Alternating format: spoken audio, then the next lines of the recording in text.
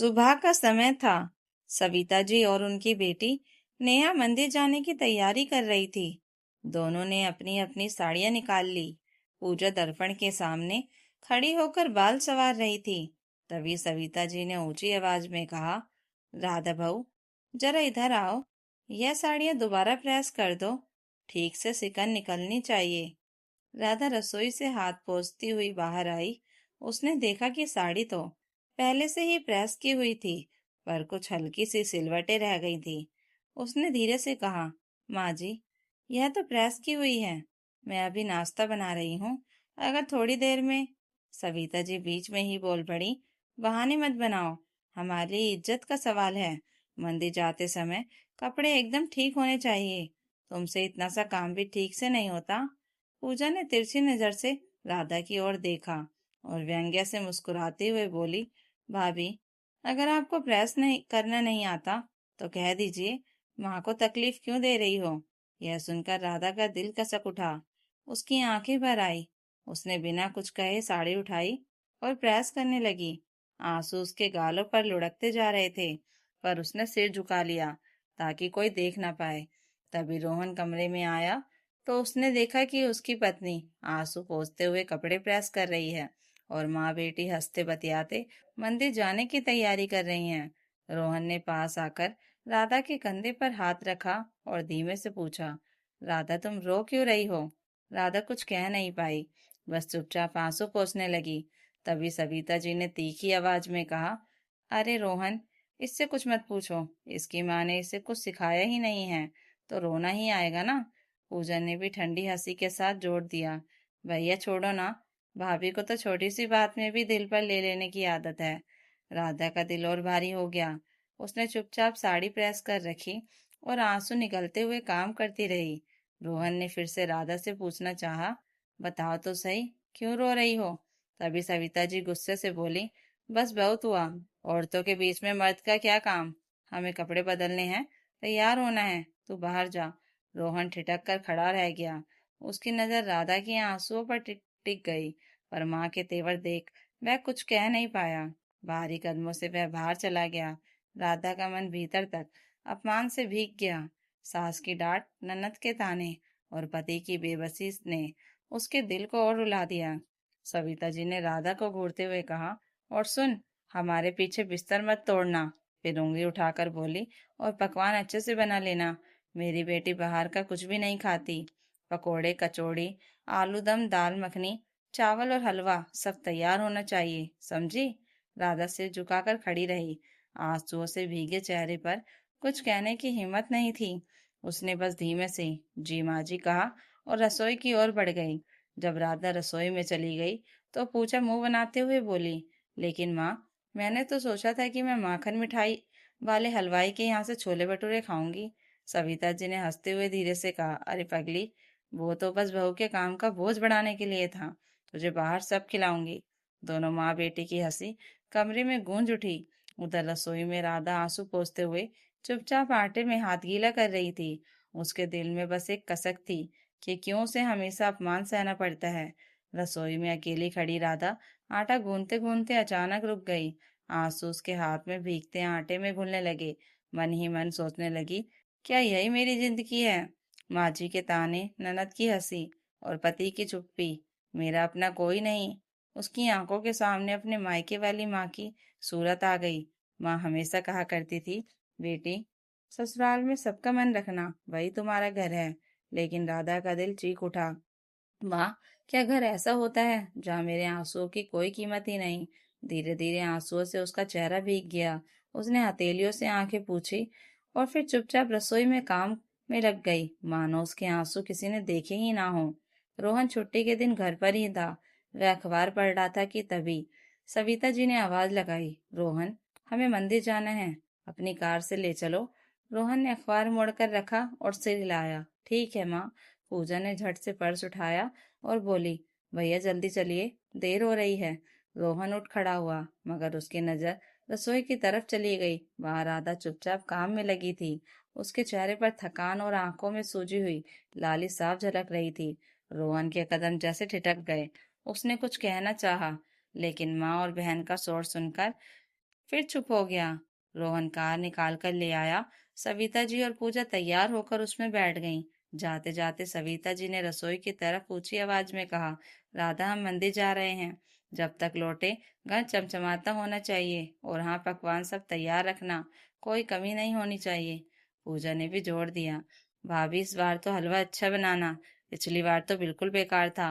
राधा ने दरवाजे पर खड़ी खड़ी सिर झुका दिया, जी कहकर चुपचाप अंदर चली गई। कार आगे बढ़ गई, लेकिन राधा का दिल पीछे ही रह गया। वह सोचने लगी, माँ जी के लिए मैं सिर्फ काम करने वाली ही रह गई हूँ, चाहे कितनी भी कोशिश कर लूं, उनकी नजर में कभी सही नहीं हो सकती। मंदिर से लौटकर सविता जी और पूजा ने हाथ मुंह धोए। रसोई से पकवानों की खुशबू आ रही थी। राधा ने दाल मखनी, चावल, सब्जी और हलवा सब मेज पर सजा दिया और पकोड़े और कचौड़ी गर्मा गर्म तलने लगी। पूजा ने पहली कचौड़ी तोड़कर मुंह में रखी और तुरंत नाक सिकोड़ ली।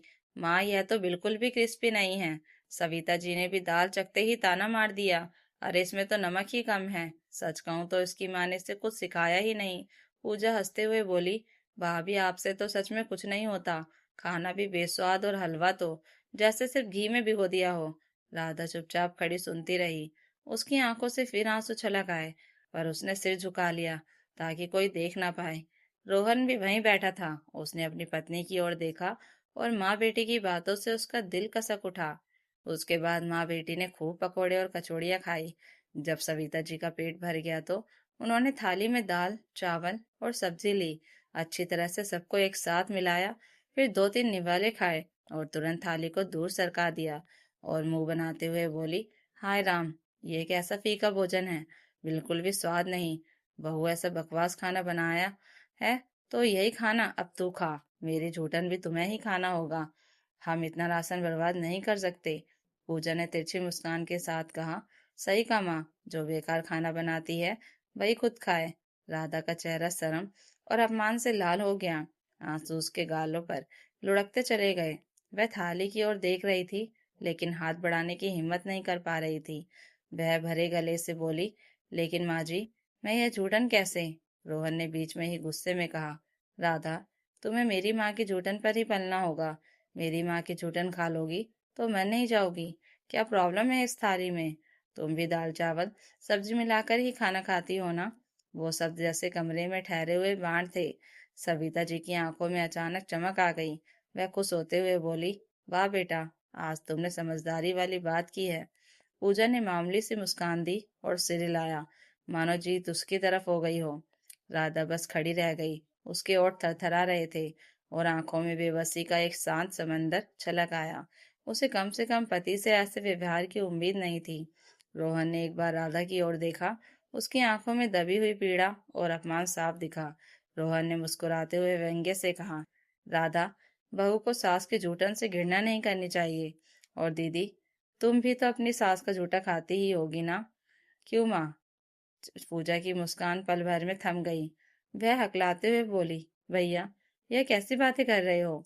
रोहन ने ठंडी हंसी के साथ कहा, मैं तो कहता हूँ राधा कि आज ही दीदी की ससुराल चलते हैं और उनकी सास से पूछते हैं कि दीदी को अपना झूठा खिलाती हैं या नहीं, और यह भी देख लेते हैं कि वह अपनी बहू को कैसे रखती हैं। यह सुनते ही सविता जी और पूजा दोनों के होश उड़ गए। माँ बेटी एक दूसरे का चेहरा देखने लगी। उनकी अकड़ जैसे पल भर में पिघल गई। राधा की आंखों में आंसू अब भी थे, पर दिल में पहली बार एक हल्की सी राहत उतरी कि कोई उसके दर्द को समझ रहा है। सविता जी घबराकर बोली, रोहन, पूजा के ससुराल तक जाने की क्या जरूरत है? वहाँ का माहौल अलग है, वहाँ की बातें अलग हैं। रोहन ने गंभीर स्वर में जवाब दिया, माँ, अगर आप लोगों ने मेरी पत्नी के साथ अच्छा व्यवहार नहीं किया तो मजबूरन मुझे दीदी के ससुराल जाकर उनकी सास को यही सब सिखाना पड़ेगा, क्योंकि जो नियम आपकी बहू के लिए ठीक है वही नियम अपनी बेटी के लिए भी लागू होने दो। यह सुनकर सविता जी और पूजा दोनों के चेहरे पर सन्नाटा छा गया। अभी तक जो अकड़ थी वह धीरे धीरे ढहने लगी। राधा ने प्यार से रोहन की ओर देखा। रोहन की बातों ने जैसे घर का सारा माहौल बदल दिया। सविता जी और पूजा दोनों चुप हो गईं। उनके चेहरे पर उतरती चढ़ती घबराहट साफ दिखाई दे रही थी। उस पल उन्हें एहसास हो गया कि अब बहू को ताना देना या अपमानित करना आसान नहीं होगा। सविता जी तीखे स्वर में बोली, कोई कहीं नहीं जाएगा। और बहू, तुम्हें मेरी जूठन खाने की कोई जरूरत नहीं है। मेरा खाना मैं खुद खा लूंगी। इतना कहकर वह फटाफट खाना खाने लगी और पूजा की नजरें भी झुक गई। यह देखकर राधा अपनी हंसी नियंत्रित करते हुए रसोई में पहुंची और खुलकर मुस्कुरा उठी। आज कई दिनों के बाद वह बहुत हल्का महसूस कर रही थी। उस दिन के बाद से दोनों सास ननद ने कभी राधा को परेशान नहीं किया। राधा के मन में पहली बार चैन की हल्की सी लहर उठी। उसे लगा आंसुओं के बीच भी कहीं ना कहीं उसका अपना सहारा मौजूद है। दोस्तों, पत्नी के आंसुओं को अनदेखा करने वाला पति कभी सुखी नहीं रह सकता।